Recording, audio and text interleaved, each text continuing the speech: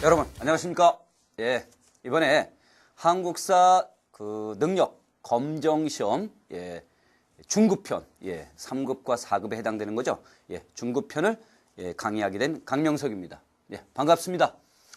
아무튼 반갑고요. 여러분들이 응시하고자 하는 이 한국사 능력 검정시험 이 3급 중급편에는 3급과 4급이 있습니다. 근데 이 3급과 4급에 해당되는 중급편은 고등학교 고등학교 정도의 실력만 갖춘다면은 합격하는 데는 커다란 문제가 없습니다. 그런데 고등학교 실력을 갖춰야 된다 하니까 많이 조금 겁을 먹거나 야, 이거 좀 힘든 거 아니야 이런 생각을 하시는 분도 계시는데, 사실 이게 한국사 능력 검정 시험이라는 게 수능처럼 여러분 대학 가기 위해서 막 수능처럼 공부했던 것처럼 수능 때처럼 많은 점수, 다득점 많은 점수를 따야 할 이유는 없습니다. 그러니까 아시겠지만 우리가 공부하게 된 중급과정은 뭐 60점이 넘어가면은 4급이 되고요. 70점이 넘어가면 3급이 되는 거 아닙니까? 그렇게 된다면 여러분들은 이제 전략적으로 내가 어느 정도 받겠다 뭐 이렇게 준비를 생각하시면 되는 거 아닙니까? 경험들 계시겠지만 뭐 운전면허 100점 받는다고 해서 뭐 포상 줍니까? 기분은 좋긴 하죠. 그렇죠? 기분은 좋긴 한데 그런 것처럼 여러분들이 이 많은 시간들을 여기다 막 하면서 투자하면서 고생하면서까지 합격할 필요는 없다는 얘기죠. 그러니까 나름대로 하는 상급이 필요해라고 한다면 전략적으로 계획을 잘 세우셔서 합격하시면 되겠습니다. 특히 이렇게 고등학교 졸업한 지 제법 되시는 분들이 이제 시험을 좀 봐야겠다. 뭐 가물가물할 거 아닙니까? 옛날에 공부했던 거 막 구석기, 신석기, 청동기 막 짱돌만 막 생각나고 그러다가 이제 이거 다시 시작하려니까 참 답답하실 겁니다. 하지만 그러실 필요 없습니다. 제가 잘 안내해 드리겠습니다. 우리 교재 보면요 분량이 뭐 굉장히 두껍습니다. 이 많은 것들을 다 섭렵해야 된다. 그럴 필요 없습니다.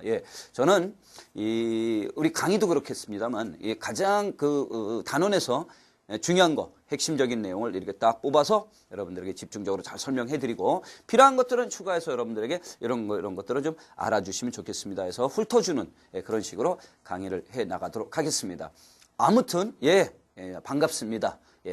한국사 이 능력 검정 시험 끝날 때까지 여러분들하고 같이 열심히 해보도록 하겠습니다. 자, 우리 끝까지 한번 화이팅 해봅시다. 됐습니까? 시작할까요? 먼저 역사라는 게 있습니다. 역사. 우리가 배워야 되는 한국사라는 게 역사입니다. 그렇죠? 역사. 그래서 이 역사라는 것이 어떤 의미를 갖고 있느냐라는 걸 우리가 조금 살펴봐야겠습니다. 그래서 하나는 역사의 의미가 있고 하나는 역사를 구분하는 기준이 있어요. 그래서 우리는 두 가지 보겠습니다. 첫 번째 요게 역자가 요게 지낼 역자입니다. 지낼 역. 그러니까 무슨 뜻이야? 과거에 있었던 걸 말하는 거죠. 그래서 보통 이걸 우리가 흔히 말해서 이 역자라는 걸 뭐라고 하느냐? 이 과거에 있었던 사건이라고 합니다. 과거에 있었던 사건. 이렇게 얘기합니다. 과거에 있었던 사건이다. 이렇게 얘기하고, 그래서 이건 과거에 있었던 사건은 정말 객관적인 사건을 말하죠. 그래서 이건 보통 우리가 이쪽은 객관적 의미의 역사다라고 하고, 이런 것들을 우리가 사실로서의 역사라고 합니다. 그래서 보통 사실로서의 역사 이렇게 말합니다. 반면에 사자는 무엇이냐? 사자. 자, 이렇게 뽑아봅시다. 이번에는 사자를 보겠습니다. 그래서 요 사는 뭐냐? 역사 사자죠. 역사 사자입니다. 역사 사자. 그래서 이거는 뭐냐? 이거는 조사되어 기록된 과거라는 거예요. 이건 조사되어 기록된 과거. 그래서 그러면 이때 조사되어 기록된 과거니까 누가 기록한 거야? 역사가가 기록한 거죠. 그렇죠? 이건 그래서 주관적인 의미가 매우 강하다 이거죠. 그래서 이건 주관적입니다. 이걸 우리가 보통 기록으로의 역사다 이렇게 얘기를 해줍니다. 기록으로서의 역사. 보통 이제 이렇게 둘로 나누게 됩니다. 그래서 역사의 의미를 이야기할 때는 이 두 가지 의미를 우리가 많이 얘기하는데, 또 하나 중요한 것은 이 역사를 구분하는 거죠. 역사를 시대 구분합니다. 역사의 시대 구분이죠. 그래서 역사의 시대 구분은 무엇을 사용하는 여부다. 문자 사용 여부입니다. 문자를 사용했느냐 안 했느냐라는 여부를 가지고, 그러니까 문자를 사용했다. 문자 사용 안 했습니다. 문자가 없습니다. 그럼 무슨 시대가 되는 거야? 문자가 없습니다. 그러면 선사 시대가 되겠지. 그쵸? 문자가 없다 그러면 무슨 시대가 된다? 이건 선사 시대가 되죠. 그럼 문자가 있다 그럼 무슨 시대가 되는 거야? 역사 시대가 되는 거죠. 역사 시대. 그렇죠? 그러니까 역사는 문자를 사용했느냐 안 했느냐에 따라서 또 하나 선사 시대와 역사 시대로 나눈다. 이렇게 볼 수가 있는 거 아닙니까? 그렇죠? 자, 그러면 우리나라를 기준으로 하겠습니다. 우리나라 기준으로 한번 조금 살펴볼까요? 우리나라 기준으로 자 보겠습니다. 우리나라 기준으로 조금만 이렇게 더 가겠습니다. 예, 한 요 정도만 갈까요? 그냥 우리나라 기준으로 봅시다. 자, 지금으로부터 약 얼마야? 여긴 70만 년 전. 야, 여긴 70만 년 전. 이렇게 얘기할까? 70만 년 전은 우리나라에서 70만 년 전은 뭐가 시작됐습니까? 그렇죠. 구석기가 시작됐죠. 그렇죠? 여기 구석기 시작됐네요. 예, 좋습니다. 그 다음에 요만큼 갈까요? 요만큼 갈까요? BC, 여러분 BC 얼마야? 8000년경이야. BC 8000년경. 자, BC 8000년경. 자, 이때부터는 뭐가 시작됐죠? 신석기가 시작됐습니다. 그렇죠? 예. 이때부터는 신석기가 시작됐습니다. 그 다음에 기원전. 예, 기원전, BC 기원전. 기원전이라고 해도 좋고 뭐 어디는 BC고 어디는 기원전이나 좋습니다. 그러면 BC로 통일합시다. BC 20에서 15세기가 되겠죠. 그렇죠? 여기가 청동기입니다. 여기가 청동기다. 예. 그래서 BC 20에서 15세기가 되는 거예요. 청동기죠. 그러면 하나 마지막 BC 5세기. BC 5세기입니다. BC 5세기가 뭐야? 철기 시대입니다. 자, 이제 구분합시다. 우리나라 역사로 본다면 어디까지냐? 예. 그러면 자, 문자를 사용했느냐 안 했느냐를 우리가 판단해 봐야 돼요. 그렇죠? 문자의 사용 여부가 선사 시대니까 우리나라는 언제부터? 이때부터입니다, 여러분. 이때부터. 철기 때부터. 보통의 그 세계의 문명을 보면은 세계 문명은 청동기 때부터 문자를 많이 사용합니다. 근데 우리나라의 기록에 의한다면 이 철기 때부터 경남 다오리 유적 기억납니까, 여러분? 경남 아직 안 배웠어요. 예, 다오리 유적지에서 무엇이 발견됐다. 그렇지. 붓이 발견됐대. 여러분, 붓이 발견됐다는 거 이걸 뭘 의미하는 거야, 붓은? 그렇지. 적어도 우리나라가 이때부터는 문자를 사용하지 않았을까라는 추정이 가능하다라고 보는 거야. 그러면 결론 다 나왔잖아. 구석기부터 시작해서 여기 청동기까지 여기를 무슨 시대라고 하면 되는 거야. 그럼 여기가 선사시대가 되는 거야. 우리나라는 일단 이렇게 보자 이거죠. 여기 선사시대입니다. 알겠죠? 예. 그럼 여러분 선사시대의 역사는 어떻게 알아야 되겠습니까? 이건 당연히 선사시대 역사는 뭘 통해야 돼? 유물과 또 하나는 뭘 통해야 돼? 유적을 통할 수밖에 없어요. 그렇죠? 유물과 유적을 통해서 이 당시의 사실을 우리가 확인한단 말이야. 그러면 아무래도 구석기, 신석기, 청동기와 관련되는 문제가 나온다면은 거의 뭐야? 이거지 뭐. 유적이나 유물을 빼놓고 얘기할 수는 없죠. 왜? 문자를 사용하지 않아서 기록된 게 없으니까 다 추정이잖아. 그러면 이때부터는 철기부터 여기서부터 우리는 이 철기 때부터 여기서부터 우리는 무슨 시대로 넘어간다? 그렇죠. 역사 시대로 넘어가게 됩니다. 보통은 우리가 이제 여기서부터 역사 시대로 본다. 이렇게 역사를 잡아주시면 좋겠습니다. 그러면 우리 민족의 기원은 언제부터인가 이렇게 또 궁금합니다. 우리 민족은 언제부터였을까요? 예, 우리 민족의 기원을 살펴본다면요. 예. 여러분 한반도에는 언제부터 사람이 살기 시작했느냐? 이때부터 사람이 살기 시작했어요. 구석기부터. 예. 이때부터 한반도에 뭐가 살기 시작했다? 한반도에 사람이, 그렇죠? 한반도에 사람이 살기 시작했습니다. 예. 이렇게만 씁시다. 그렇죠? 구석기부터 한반도에 사람이 살기 시작했다라는 거예요. 알겠죠? 구석기부터 사람이 살기 시작했어. 그런데 여러분 구석기 때는 말이야. 무슨 생활하냐? 이동 생활하잖아. 이동 생활한단 말이야. 그리고 이때 구석기는 빈기와 간빈기가 교체. 그러니까 빈기였다, 간빈기였다, 빈기였다, 간빈기였다 이렇게 교체가 되는데 한 가지 우리가 주목해야 될 것은 빈기 때는요. 이 한반도가 중국 대륙과 그리고 특히 일본과 연결이 되어 있었어요. 그래서 우리나라에서 일본과 중국을 이렇게 오가기가 비교적 수월했습니다. 이동 생활을 통해서 오가기가 수월했기 때문에 이 구석기 때는요. 우리나라를 거쳐간 사람이 얼마나 많은지 모릅니다. 그런데 그 우리나라를 거쳐간 사람들을 다 조상이라고, 너무 많아. 우리 조상. 그쵸? 다야, 그럼 다. 그러니까 구석기 때는, 너무 많은 사람들이 한반도를 거쳐갔다. 그래서, 우리 조상, 직접 조상, 직계 조상, 직계 조상은 몰라. 이렇게 되는 거죠. 알겠죠? 그래서 잘 모르겠다. 이게 맞는 것 같아요. 누가, 그 지나간 사람 다 너무 많아. 너무 많아. 조상으로 보기 어려워. 그러면 사실상 언제부터? 그렇죠. 이 신석기 보십시오, 여러분. 신석기 때부터 우리가 뭐 하기 시작합니까? 이때부터 농경을 통해서 무슨 생활이 이루어져? 이제 정착 생활을 하는 거야. 이때부터 정착 생활을 하니까 사실은 여기서부터 살았던 사람들이 우리 민족의 기원이 이제 토대가 되는 거죠. 그렇죠? 그런데 이때부터 시작해서 신석기부터 쭉 건너간단 말이야. 청동기를 거치는 거야. 그래서 신석기와 어느 시대를 거쳐가면서 이 청동기를 거쳐가면서 이때 이렇게 정착 생활이 커지잖아. 그러니까 신석기 때부터 정착이 시작되고 청동기 때 그 정착 규모가 커지니까 이때부터 우리의 직접 우리 민족의 이때부터 여기서부터 우리 민족의 무엇으로 잡자? 기원으로 잡자. 이렇게 되는 거죠. 그래서 우리 민족의 기원은 정착 생활을 통해서 이렇게 이어가게 된 신석기부터 청동기를 거치면서 우리 민족의 기원이 만들어졌습니다. 언어학상으로는 이제 알타이 어계가 되겠고요. 그 다음에 이제 인종은 황인종이 됩니다.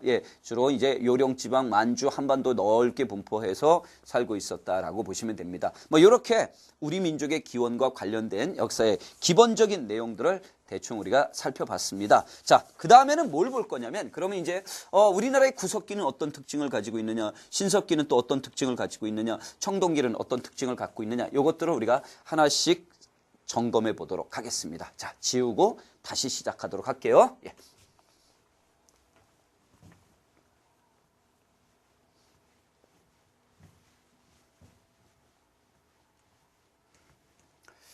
자, 봐요, 여러분.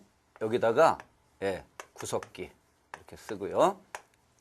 자, 조금 일만치 와서 신석기라고 하겠습니다.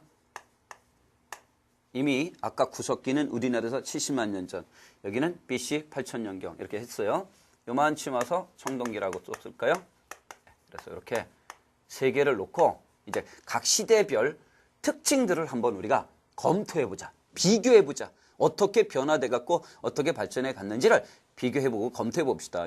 우리 교재에는 좀 내용들을 많이 자세하게 실어놨습니다. 그건 여러분들 읽어보면서 나름대로 이제 그것을 확인하면 좋고요.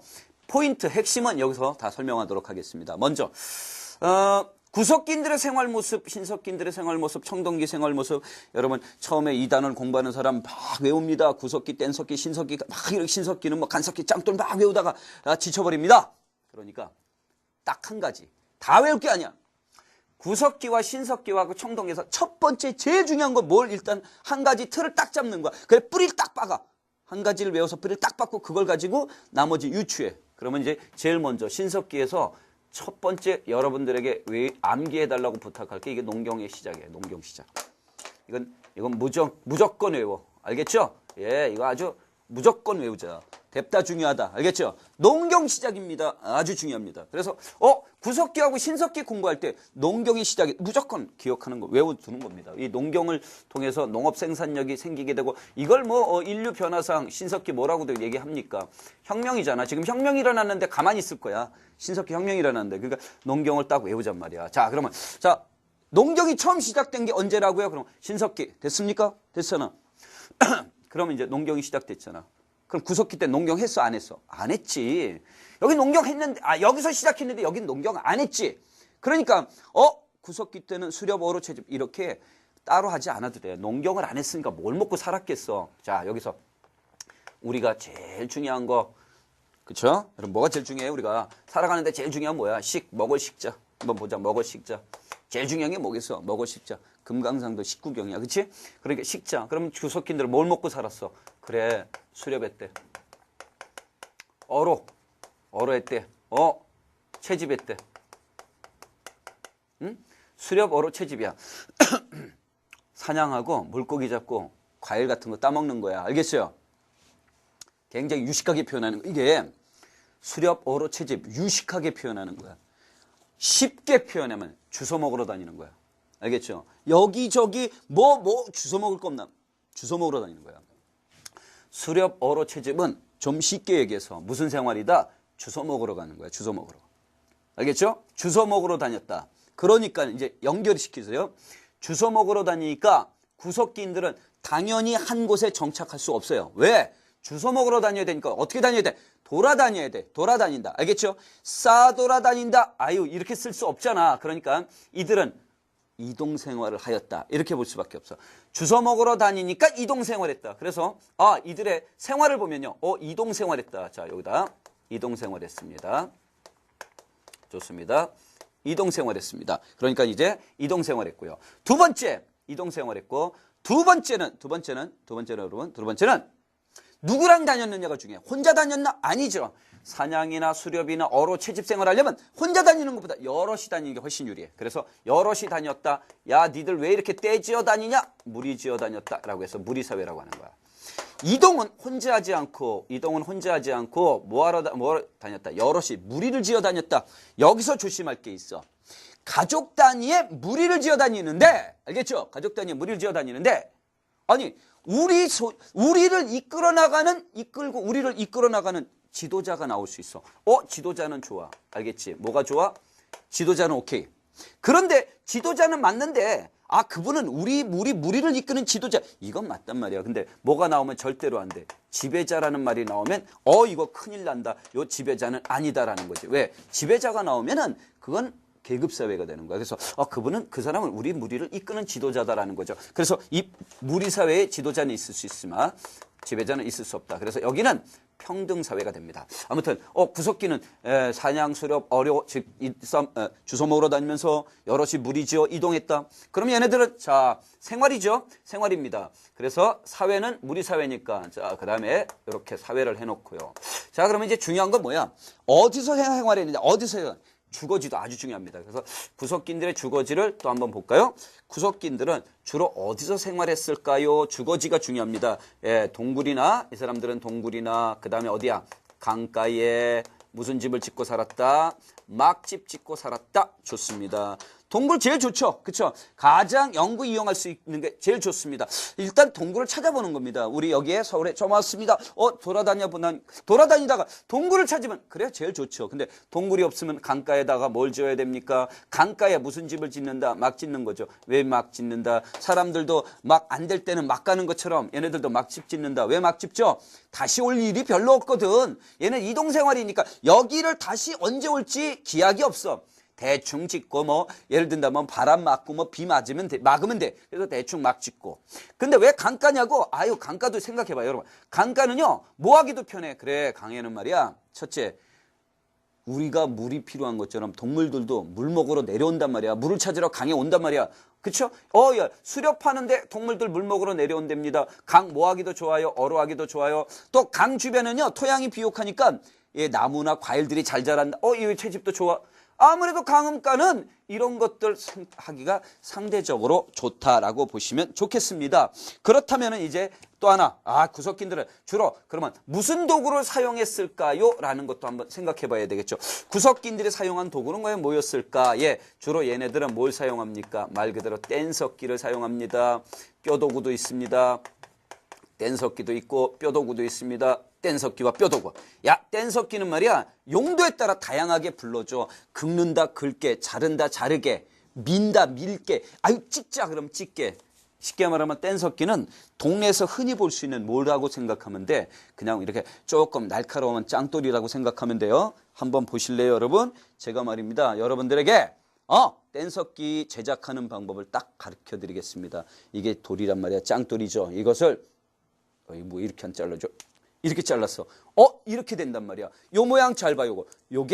이게 뾰족하잖아. 그치? 이걸 잡고 찍으면은 뭐야? 집게가 되는 거야. 그쵸? 찌르면 찌르게가 되는 거고. 여기 잘 됐다. 야, 이거 말이야. 이거 카메라 요거 잡아주면 죽여주겠다. 그쵸?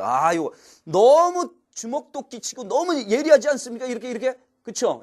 아주 좋습니다. 이렇게 떼어낸다 해서 보통 우리가 이거 뗀석기라고 하는데 다양한 종류로 씁니다. 근데 구석기는 이 뗀석기에 제작 방법이 또 중요해요. 이 뗀석기의 제작 방법, 이걸 제작하는 방법에 따라 제작 방법에 따라 그렇죠? 예, 여러 가지로 나뉘기도 합니다. 그래서 전기 구석기, 중기 구석기, 후기 구석기 이렇게도 나눕니다. 전, 중, 후 이렇게 나누는데 뭐 그렇게 중요한 건 아닙니다. 처음에는요 하나 가지고 다 쓰는 거예요. 하나 가지고 다 목적으로 다 씁니다. 두 번째는 이제 한 가지 갖고 하나 목적 쓰고 세 번째 마지막 후기 때는 쐐기 같은 거 대고 이제 좀 응용이 된다는 얘기죠. 조금 마지막 후기 때는 그 쐐기 같은 걸 대고 응용해서 쓸 수 있을 정도로 이제 다양한 도구 제작이 이루어진다라고 보시면 되겠습니다.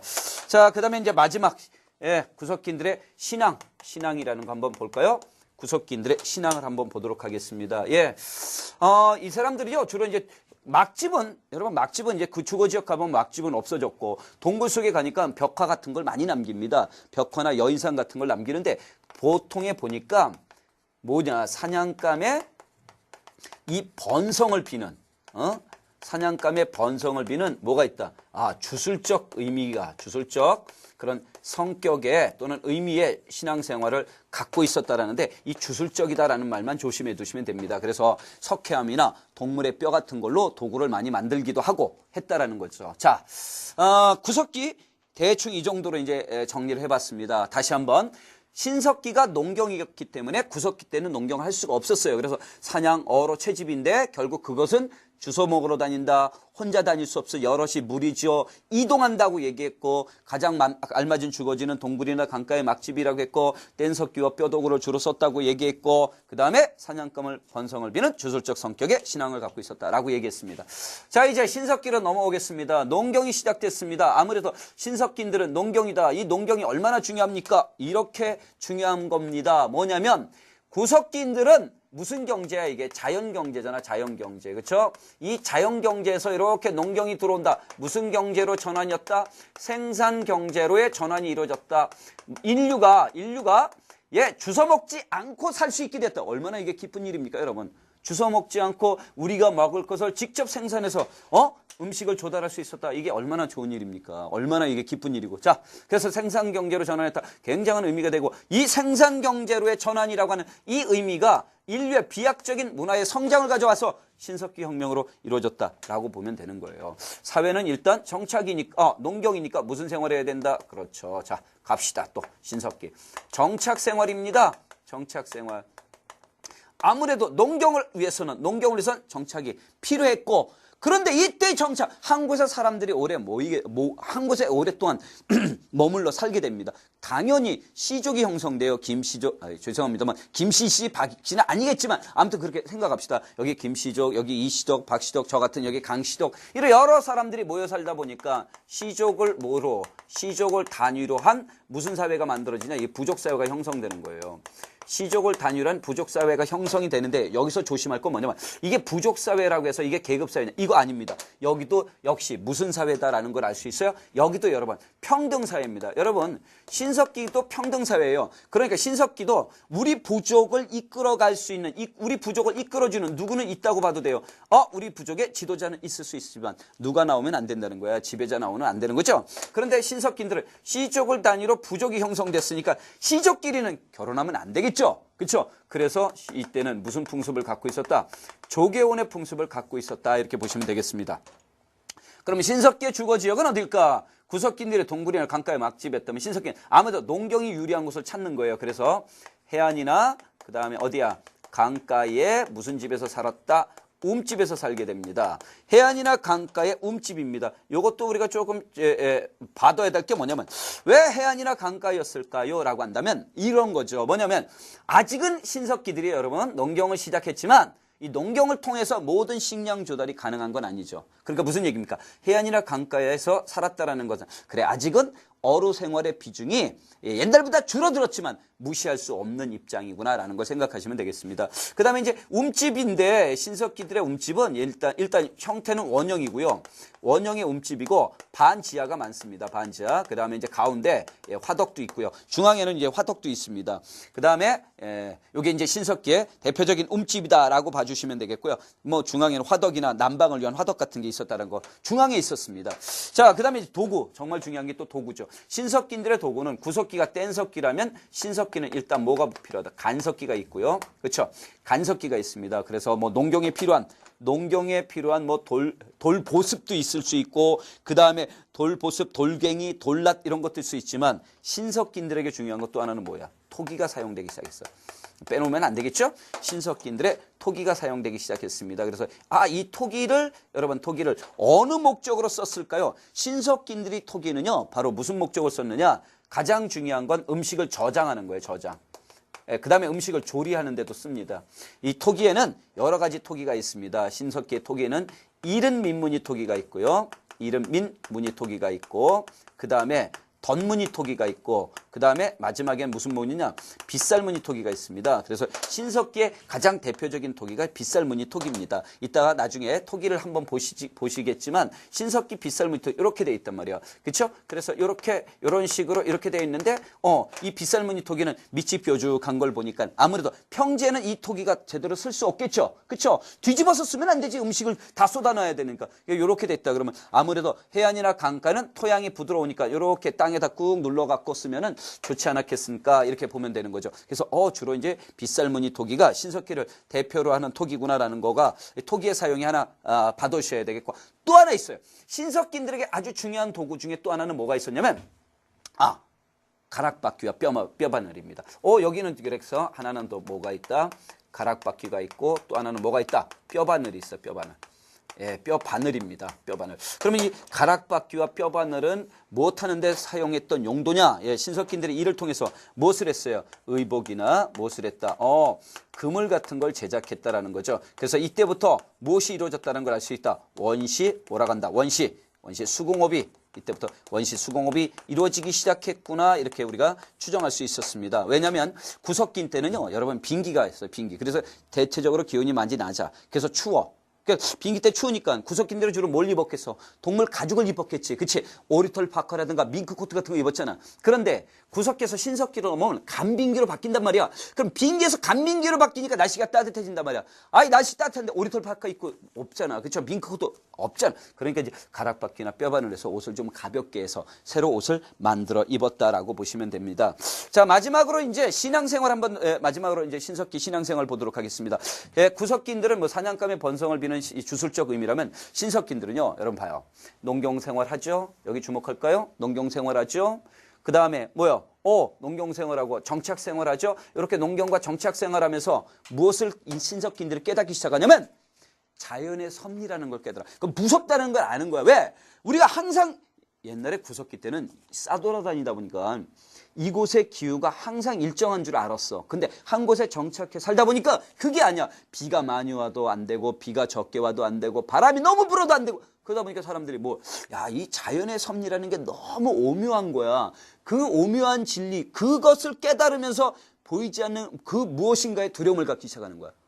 인간은 나약한 존재잖아요. 정말 사람들은 자연 앞에 나약하잖아. 그러다 보니까 분명히 보이지 않는 뭔가 있을 것이다 해서 신을 깨닫기 시작하는 거야. 그래서 이 사람들이 샤머니즘이라는 걸 갖기 시작해. 샤머니즘. 봐요.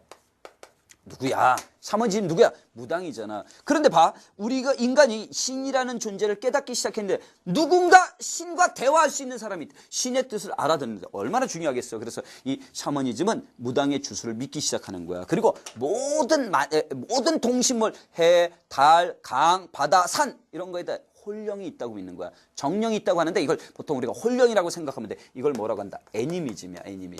애니미즘이고, 그 다음에 마지막, 자기 부족의 어떠한 그 시조를 특정한 동식물을 통해서 자기 부족의 우호성을 강조하는 사람들이 그런 부족이 나타나. 이걸 뭐라게? 토테미즘이야. 우리나라 신화에 토테미즘으로 등장하는 동물이 많단 말이야. 단군 신화의 가장 대표적인 게 곰과 호랑이 아니냐. 이런 토테미즘이 바로 신석기인들의 신앙생활과 관계가 있다. 이렇게 보시면 되겠습니다. 자, 그래서 여러분들 구석기와 신석기를 보시겠고, 그 다음에 이제 이 구석기와 신석기의 유적지도 우리가 나중에 한번 조금 강의를 좀 끝나고 난 다음에 조금 보도록 하겠습니다. 자, 그러면 이제 청동기로 넘어가겠습니다. 여러분, 청동기입니다. 구석기하고 신석기를 비교하는 것보다는요, 신석기하고 청동기를 비교하는 문제가 비교적 좀 더 자주 나온다, 이렇게 보시면 될 것 같아요. 자, 제가 구석기, 신석기, 청동기를 놓고 할 때 구석기하고 신석기 중에서는 농경 시작을 제일 중요하게 여겼습니다. 그런데 청동기하고 신석기를 비교하면 농경으로 하면 안 됩니다. 같은 농경이니까. 그러면 이제 구석기하고 신석기는 무엇을 외워두면 좋습니까? 그러면 신석기하고 청동기에서 제일 중요한 게 뭐냐? 계급사회입니다. 그러니까 언제 계급이 처음 발생했느냐? 그러면 청동기야. 그래서 여기서 여기는 무슨 사회라고 딱 쓸까? 그렇지. 이렇게 쓰자. 계급사회. 이거 딱 쓰는 거야. 알겠죠? 그래서 여기서 이걸 외우는 거야. 알겠죠? 자, 여러분. 구석기, 신석기, 청동기 중에 구석기하고 신석기를 비교하는 것 중에 첫 번째, 신석기의 농경시작 외우라고 했고요. 두 번째, 신석기하고 청동기를 비교하는 내용에서는 계급사회, 청동기 때 처음이다. 요거 외워두시면 좋습니다. 그래서 그러면 이때가 계급이니까 그 앞에 있는 사회, 구석기와 신석기는 다 무슨 사회야? 당연히 평등사회가 되는 거죠. 자, 청동기 돌아오겠습니다. 농경이 이제 신석기 때 농경 시작됐는데 청동기로 오면 처음엔 무슨 농사였다? 밭농사였어요. 그래서 신석기 때는 주로 이제 밭농사가 중심이 됩니다. 대표적인 작물이 뭐예요? 조, 보리, 콩 이런 거였어. 그런데 청동기 때는 말이야 일부 저습지에서 무슨 농사가 시작됐다? 벼농사가 시작되네. 벼농사가 시작되네. 여러분 밭농사에다가 벼농사까지 이루어지네. 그럼 무엇을 알 수 있어? 농업 생산성이 커지는 거 알 수 있겠죠. 또 하나 더 들어갈까? 신석기 때부터는 벼농사 시작뿐만 아니라 목축이 발달하기 시작했어. 목축이 발달하기 시작했다는 얘기는 무엇이 증가했다? 가축에 대한 가축 사육이 어떻게 되기 시작했다. 이렇게 증가하기 시작하는 거야. 목축도 발달했고 벼농사도 이루어지기 시작했다라는 거 감 잡으셔야 됩니다. 무슨 감을 잡느냐? 이 둘을 합쳐놓고 보면은 청동기에 와서는 무엇이 많이 늘어나고 있다라는 걸 알 수 있어. 그렇지. 농업 생산력이 늘어나잖아. 그치요? 자, 봐. 이제 계급이 발생하는 거 설명 들으세요. 벼농사가 시작됐고 목축이 발달하니까 자 이때 먹을 것이 많이 늘어납니다.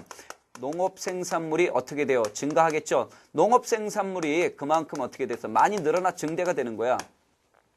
이제 지금부터 정상적으로 잘 생각해 보세요. 이해하세요. 농업 생산물이 많이 늘어나니까 이따가 다시 다 설명하고 이제 지워야 되는데 농업 생산물이 늘어나니까 뭐가 나와? 먹고 남는 게 나오잖아. 많이 생산되니까 잉여 생산물이 발생하는 거야. 이제 먹고 남는 게 생기네. 생산량이 늘어나고 보니까 다 먹고도 남는 게 생기네. 잉여 생산물이 발생하니까 이 과정에서 뭐가 생기나? 분배가 문제야. 이 분배 과정에서 뭐가 발생한다? 분배 과정에서 심 있는 사람이 더 먹으려고 하는 거야. 알겠지? 심 없는 사람은 조금, 심 있는 사람이 많이 먹는 거야. 그래서 분배 과정에서 계급이 분화되는 거야. 계급. 이때 계급이 분화돼. 이 계급은 다시 말하면 누구와 누구로 나뉘어지는 거야. 지배와 피지배자로 나뉘어진단 말이야. 그래서 지배하는 사람이 나오게 되고 지배를 받는 피지배자가 나오게 되는 거야. 이때 이 지배 계급이 되는 사람들이 이때부터 권력과 하나는 권력이고 하나는 권력이 되겠고 또 하나는 뭘 가진 사람이 되겠어? 경제력을 가진 사람이 등장한단 말이야. 권력과 경제력을 가진 사람이 등장하게 되는 거야. 이 권력과 경제력을 가진 사람들이 무엇이라고 한다? 이 사람들 우리가 흔히 말하면 군장이다라고 하는 거야. 이 사람들이 뭘 소유하면서 청동기를 보유하게 되는 거야. 이 사람들이 청동기를 보유해. 이 청동기는 말이야. 원래 여러분 청동기는 이 당시 아무나 가질 수 있는 게 아닙니다. 왜냐? 청동기는 아무나 가질 수 있는 게 아니라 굉장히 비싼 거예요. 쉽게 말하면 구리와 주석을 섞어서 만드는 청동기입니다. 그러니까 원료가 상당히 귀합니다. 그래서 일반 사람들은 가질 수 없습니다. 주로 이제 권력이나 경제력을 가진 힘센 사람, 지배계급, 권력과 경제력을 갖고 있는 지배계급인 군장들이 이걸 보유하게 됩니다. 이 청동기는 두 가지 역할을 합니다. 하나는 종교의식 같은 것도 할 수 있고요. 그러니까 예를 든다면 청동기 때 발견하게 된 것 중에 청동 거울도 있고 방울이 있어요, 여러분. 청동 거친 무늬 거울과 방울 같은 거 있는데 이런 거 주로 이제 종교의식에 사용하겠죠. 그 다음에 무기로 씁니다. 청동검, 비파형 동거 같은 거 무기도 쓰는 거죠. 이렇게 청동기를 보유하고 이 청동기를 가지고 이들이 이런 무기를 우수한 무기로 갖고 모토한다. 정복 활동도 하고 이 정복 활동을 통해서 주변 부족들을 어떻게 한다? 지배하고 못을 받기도 한다. 공납 같은 것을 받기도 하는 것이 바로 이 지배계급인 군장들이란 말이야. 이 군장들은 무슨 사상을 통해서 선민 사상을 통해서 이제 이웃 부족들을 이제 지배하기 시작하는 거죠. 이게 계급을 통해서 이루어집니다. 이렇게 지배와 피지배자로 나뉘어지다 보니까 계급만 분화되는 게 아니야. 사회도 분화돼. 그래서 남성이 하는 일, 여성이 하는 일도 나눠진단 말이야. 계급 분화는 무엇까지 이루어진다? 사회의 변화를 가져다 주는데 사회가 분화가 되는 거야. 그래서 여성들이 하는 일은 주로 무슨 일을 하게 되고 여성들은 주로 집안일을 하게 되고 그럼 남성들은 뭐가 하느냐? 남성들은 주로 이때 남성들은 바깥일을 하게 됩니다. 어떤 바깥일이 있을까요? 농사 짓는 일, 농경이라든가 또는 뭐야? 전쟁이라든가 이런 바깥일을 하게 되면서부터 남성의 역할이 커지지. 그래서 신석기까지는 무슨 사회였는데 모계 사회였는데 청동기 오면서 무슨 사회로 전환이 되는 거야. 이제 북의 사회로 전환이 된단 말이야. 자, 다시 이쪽으로 다시 돌아와서 그러니까 청동기 때 벼농사가 시작됐고 목축이 발달하면서 먹을 것이 많이 늘어난단 말이야. 그것이 청동기 때 와서 무엇을 일으키는 원인이 된다고? 계급을 발생시키는 원인이 된다는 거죠. 그래서 청동기의 계급 발생을 잘 기억해 두셔야 되겠습니다. 자, 이해되셨죠? 예, 이쪽은 좀 제가 좀 이제 설명이 끝났으니까 지우겠는데 그러면 이제 청동기의 유물, 선생님 청동기 때 이렇게 계급이 발생했다는 걸 입증할 수 있는 유물이 뭐가 있을까요? 이렇게 뽑아야 된다면 청동기 때, 다음 청동기 때 유물 중에 계급 발생과 관계 있는 유물이 뭐가 있습니까? 그럼 하나는 고인돌이 되는 거야. 고인돌이 되고 또 하나는 뭐가 되겠어? 비파형 동검도 되는 거야. 이런 것들은 비파형 동검과 고인돌은 이게 계급의 발생과 알 수 있는 유물이 되겠습니다. 이와 같은 청동기 유물은 고인돌, 돌롤무덤 이런 데서 이제 많이 출토된다라고 보시면 되겠습니다. 자, 이제 신석기하고 비교하면서 마무리 또 짓도록 하겠습니다. 자, 여기 지워보고요. 그래서 이제 청동기 때 와서는 무엇이 발생했다라는 거야? 계급이 발생했다 이거지. 그렇죠? 그래서 계급사회였다라고 보시면 되겠고 또 이것 때문에 사회에 무엇도 이루어진다고 했어? 분화가 이루어진다라고 했으니까 이것도 같이 기억하시면 되겠고 사회 분화는 아까 얘기했잖아요. 좀 전에 썼던 것이 여성이 하는 일, 남성이 하는 일도 이때 같이 갈라집니다. 그래서 이건 여성들은 집안일. 그래서 집안일이니까 여자들은 보통 이제 집사람 이렇게 하잖아. 이제 바깥일, 그래서 바깥어른, 바깥어른 뭐 괜찮죠? 자, 이렇게 이제 계급이 발생했다는 거 알 수 있고 주거지역 살펴볼까요? 주거지역. 신석기인들이 해안이나 강가에 움집했다면 청동기 시대 때는요 산간지이거나 또는 구릉지대가 됩니다. 산간지 또는 구릉지대의 움집입니다. 요거 같은 움집인데 움집은 움집인데 위치가 달라졌어요. 산간지나 구릉지대입니다. 혹시 아시겠지만 자 이렇게 산이 있다면 보통 이제 산간지 구릉지대다라고 한다면 위치가 어디쯤 됩니까? 요 정도 되는 거죠. 요 정도. 알겠죠? 여기 이제 구릉지다라고 보시면 되는 거죠. 이런데 이런 움집이 나타나게 됩니다. 이 움집의 특징은 청동기 때 움집의 가장 큰 특징은 신석기하고 조금 차이가 있다 하면 신석기는 원형이라고 했는데 청동기는 직사각형으로 바뀝니다. 직사각형으로 바뀌고 그 다음에 이제 신석기가 반지하인데 이쪽은 이제 거의 지상가옥화 됩니다. 지상가옥화 되고 그 다음에 또 하나 신석기는요 중앙에 화덕이 있었는데 이 화덕이 벽면 쪽으로 이제 옮겨가게 됩니다. 그런 것도 좀 약간의 차이가 있다 이렇게 보시면 되겠고 아무래도 청동기에서 또 달라진 점이 있다면 뭐냐 도구가 많이 나오니까 이 청동기의 도구도 좀 우리가 생각해 볼 필요가 있을 것 같아요. 자, 청동기의 가장 대표적인 도구는요 일단 농경에 사용됐던 도구가 뭐겠어요? 그렇죠? 반달돌칼 기억하셔야 되겠고요. 그렇죠? 반달돌칼입니다. 반달돌칼. 자, 생기기는 말입니다. 반달돌칼이니까 이렇게 생겼어요. 그렇죠? 그런데 가운데 구멍이 이렇게 딱 2개 뚫어졌단 말이에요. 그치? 어떤 학생들 여기다 손가락을 끼고 한대. 야, 손가락 끼면 손가락 안 빠져. 손가락 다쳐. 그러니까 어떻게 하는 거야? 간단해. 이렇게 여기다 줄을 이렇게 매달아, 줄을. 알겠죠? 줄을 해갖고 이 줄을 잡고 할 수도 있고요. 더 좋으면 있잖아, 여러분. 더 좋은 건 뭐가 있어? 나무를 대는 거야, 여기다가. 이렇게 나무 이렇게 딱 대면은, 이 줄을, 나무 어떻게 줄로 이렇게 묶으면 되잖아. 이렇게 묶으면 되잖아. 그럼 이렇게 딱 잡고 쓰면 되지. 그치? 이렇게 딱 하면은 반달돌. 이건 나무였기 때문에, 신석기 8000년경 나무였다. 5000년경 나무였다. 그럼 나무는 썩고 돌만 남는 거야. 그래서 이게 돌칼이다. 반달돌칼, 농기구로 썼다. 이거 보시면 되겠고. 그 다음에 뭐, 홈자귀도 있고, 그쵸? 그 다음에 박쥐날 도끼도 있고, 그쵸? 이런 것도 바퀴날도 이런 것들은 이제 주로 농경에 사용됐다. 이건 추수역이니까 요 셋을 묶어서 이건 전부 다 신석기 때, 청동기 때 농경이 사용됐구나라는 거 아실 수 있고 그 다음에 아무래도 청동검 나와야 되니까 청동기 때 가장 대표적인 청동검은 뭐겠어요? 비파형 동검이죠. 그 다음에 비파형 동검 있고 또 하나 청동기 때는요 역시 토기도 사용됐습니다. 그래서 가장 대표적인 토기 청동기 때 대표적인 토기 미성리식 토기가 있었고 토기가 있었고, 그 다음에 민무늬 토기, 청동기를 대표하는 건 이 또 민무늬 토기죠. 민무늬 토기가 있고, 그 다음에 하나 더 간다면 이제 붉은 간토기도 있었고, 이렇게 이제 토기도 신석기에서 이제 토기가 많이 발견이 됩니다. 요와 같은 유물들은 자 주목, 요와 같은 유물 반달 돌깔, 홈잡기, 바퀴날 도끼, 비파형 동검이나 미성리시 토기, 민무늬 토기, 붉은 간토기 이러한 청동기의 유물은 주로 이제 어디서 많이 발견됩니까? 그러면 이제 고인돌. 청동기 대표적 무덤이죠. 고인돌. 그 다음에 돌널 무덤이라고 하는 거 있어요. 돌널 무덤. 이런 것들 있죠. 그렇죠?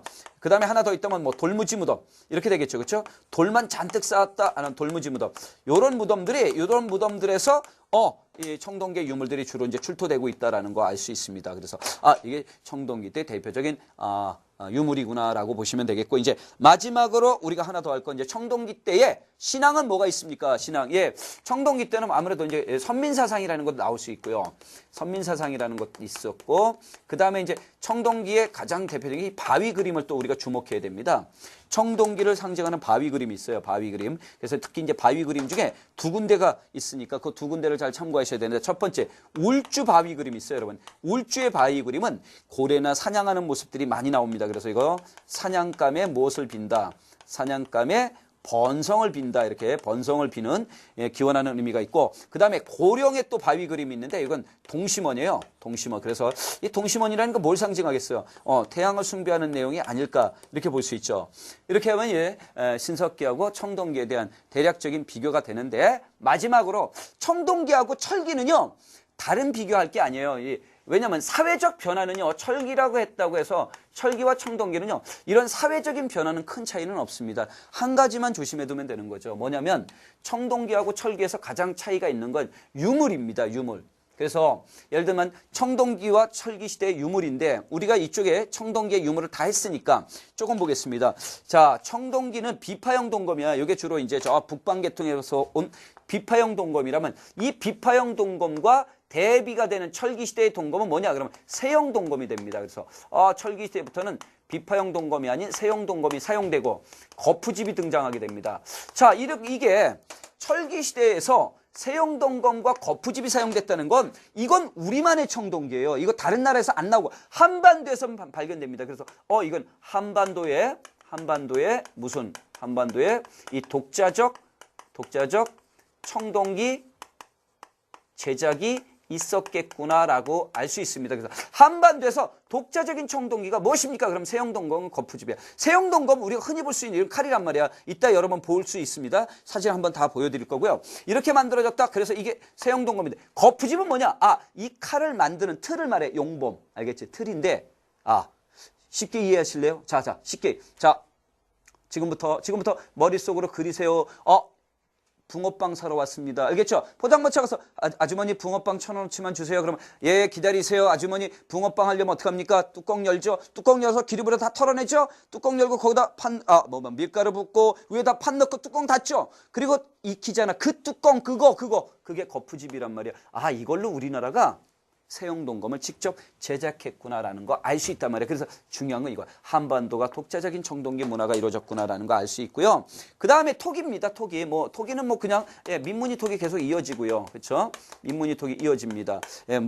미송리 토기는 없겠지만, 그 다음에 이제 무덤이 좀 바뀝니다. 고인돌, 돌널 무덤, 돌무지 무덤. 요게 요 무덤 세 개가 철기 시대로 넘어오면 어떤 무덤으로 바뀌냐? 이 돌이 다 빠져. 청동기 때 말이야. 무덤도 돌이야. 고인돌, 돌널 무덤, 돌무지 무덤 이렇게 되는데, 이게 철기로 넘어오면은 무덤에 돌이 다 빠져요. 그래서 대표적인 무덤이 무슨 무덤이다. 여러분, 이 동무덤이 있고요. 또 하나는 무슨 무덤이 나온다. 널무덤이 나옵니다. 이게 철기 시대예요. 그러니까 청동기하고 철기는 사회 전체적인 내용을 비교하면은 그렇게 비교할 게 없습니다. 그럼 뭘 비교한다? 이런 유물을 비교해 두시면 딱 좋겠습니다. 알겠죠? 유물을 비교하면서 청동기하고 철기 시대의 특징들을 좀 잡아보시면 어떻겠는가 싶습니다. 자, 이제 아무래도 제가 아까 처음 서두에 얘기할 때 우리나라는 구석기, 신석기, 청동기까지는 선사시대라고 얘기했어요. 그렇죠? 선사시대였기 때문에 무엇을 알아야 됩니까? 선사시대였기 때문에 유물을 좀 봐야 됩니다. 잠깐. 하나 더 빠뜨릴 뻔했는데, 잠깐. 우리나라 청동기는 비파형 동검을 통해서 봤을 때, 자, 이쪽에 이쪽에, 예, 이쪽 좀 잡아주시고요.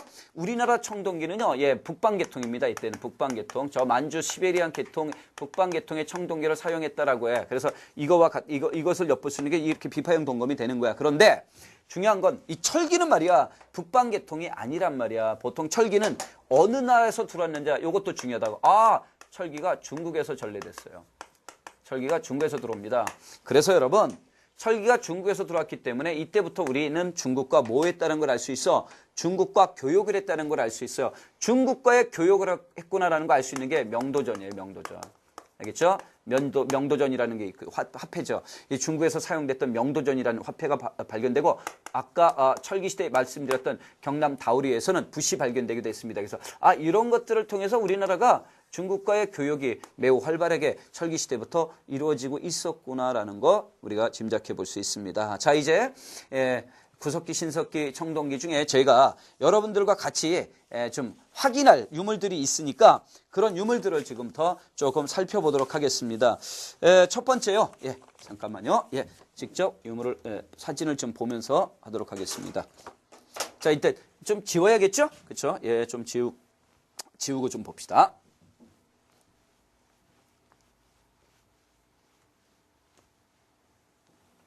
자, 첫 번째는요. 구석기 시대하고 신석기 시대의 유적지를 제가 찾았어요. 왜냐면 자, 구석기 시대는 주로 이제 거주 지역이 어디라고 했어요? 동굴이나 그다음에 이제 강가에 뭐야? 막집이란 말이야, 막집. 그렇죠? 그래서 동굴이나 강가, 요 강가가 많단 말이야. 그래서 가만히 보면 구석기 때 여기 웅기, 그렇죠? 그다음에 여기 어디야? 상원 검은모로, 그렇죠? 그 다음에 연천, 전곡리, 이게 다 하천이, 이렇게 하천이 표시되어 있잖아. 그쵸? 여기 제천, 전말, 그쵸? 청원, 두루봉, 그쵸? 예, 공주, 여기 공주 석장리, 이런 것들이 주로 내륙 쪽에서, 주로 이제 구석기 때는 내륙 쪽에서 하천을 중심으로 이제 구석기 유적이 나온단 말이야. 그런데 신석기 시대, 신석기는 어디야? 해안이나 또 어디라고 했어? 해안이나 강가라고 했단 말이야. 해안이나 강가에서 뭘 짓고 살았다? 움집을 짓고 살았다는 얘기잖아. 그러면 이제 신석기 이 많은 유적지 중에 우리가 주목해야 될 게 어디냐면 양양 오산리. 양양 있다, 양양. 강원도 양양. 여기는 특히 이제 가장 오래된, 신석기 시대에 가장 오래된 집터가 있답니다. 그래서 양양이 있고요. 그 다음에 이쪽에 여기 웅기, 여기 딱 웅기 있잖아, 여기 웅기. 요렇게 가자, 여기쯤 웅기가 되겠지? 그러니까 이게 웅기 굴포리야. 이 굴포리는, 여기는 신석기, 여기 구석기도 있지만 여기 뭐예요? 여기 신석기도 있다는 얘기지.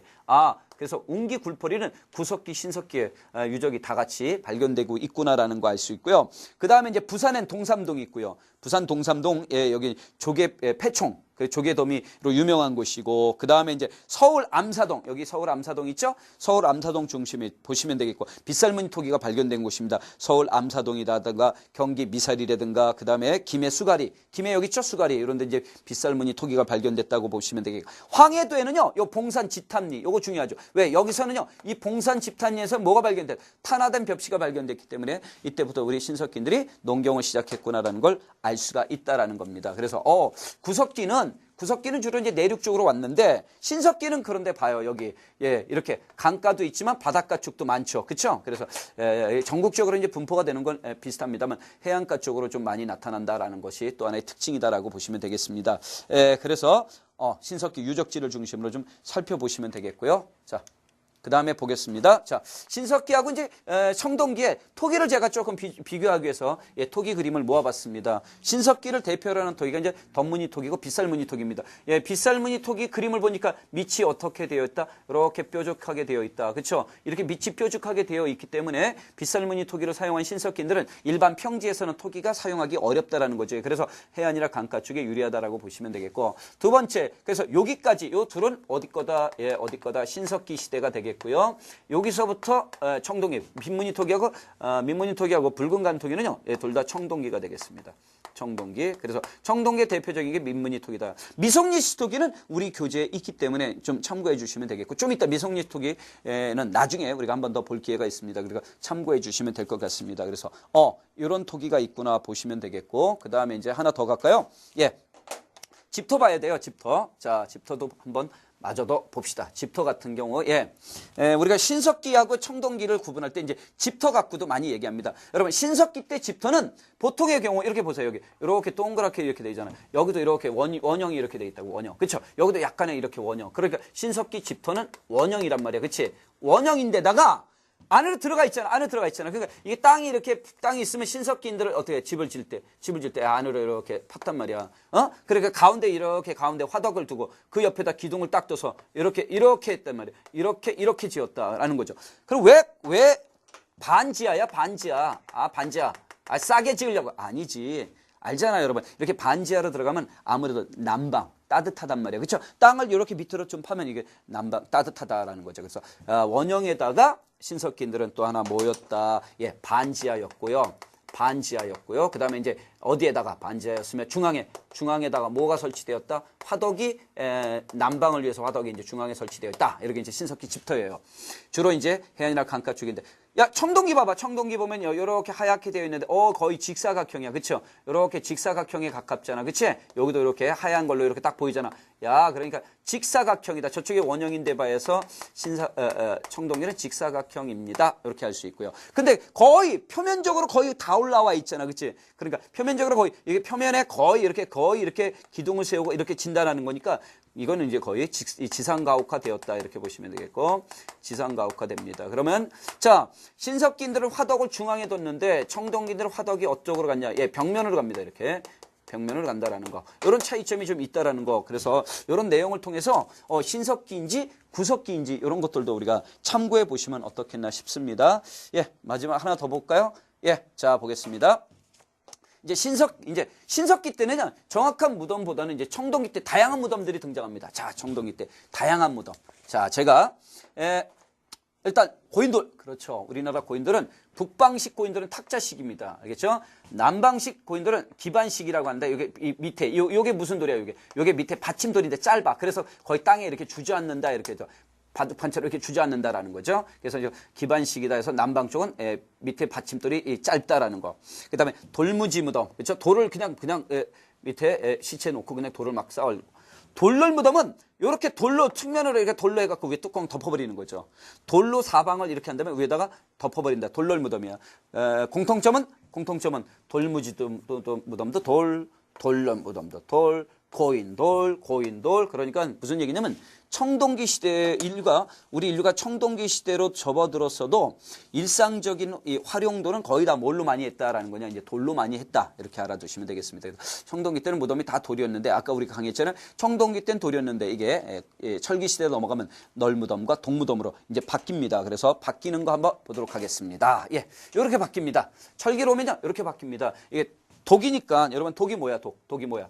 항아리라는 뜻이다. 항아리. 그렇죠?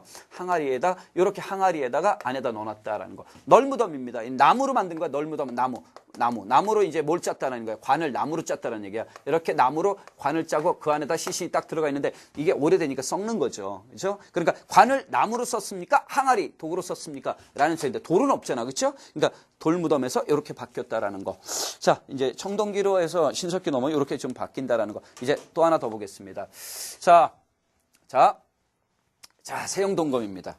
세영동검은요, 북방계통이라고 했죠. 아무래도 여러분, 이게 비파형이잖아, 비파형. 이렇게. 그렇죠? 우리나라 이런 통은 아닙니다. 그래서 보통 이제 북방계통이었다. 이렇게 보면 되겠고, 우리나라 청동기가 초창기에는 이 북방계통이었구나라는 걸 알 수 있다. 이렇게 보시면 되겠고. 자, 세영동검은요, 이건 뭐예요? 어느 시대예요? 이건 청동기고, 이렇게 넘어옵니다. 그러면 여기는 무슨 시대? 세영동검은? 그렇죠. 철기시대가 되겠죠? 세영동검은 철기시대가 되겠고요. 그 다음에 이제 이 세영동검의 특징은 아까 뭐라 했어요? 한반도에